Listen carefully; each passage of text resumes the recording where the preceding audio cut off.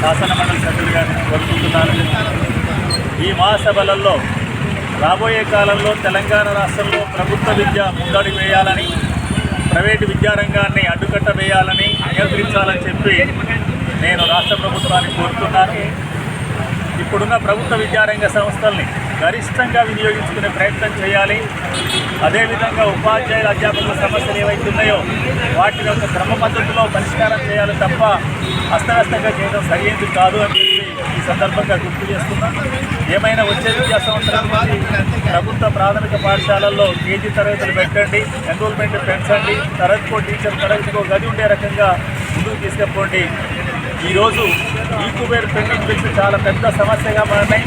వాటి అవినీతి కూడా చోటు చేసుకుంటుందని చెప్పి చాలామంది ఉపాధ్యాయులు, ఉద్యోగులు నిద్ర నోరు పెట్టుకొని మొత్తుకుంటున్నారు.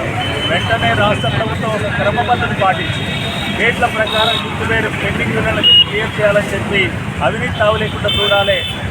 గతంలో జేఏసీకి ఇచ్చిన మాట ప్రకారం డిసెంబర్ 31 నాటికి పెండింగ్ బిల్లులను కూడా ఇచ్చేయాలని చెప్పి మీ ద్వారా కోరుతున్నాం. వీటన్నిటి కొరకు ఈ సభలు ఉపయోగపడతాయని, ముఖ్యంగా ప్రభుత్వ విద్యారంగాన్ని ముందుపీట నిలబెట్టడానికి ఈ సభలు ముందుకు తీసుకుపోయి రాబోయే రోజుల్లో అందరికీ సమానమైన నాణ్యమైన విద్య అందించడానికి ప్రభుత్వ విద్య మాత్రమే మార్గం అని తెలియజేస్తుంది.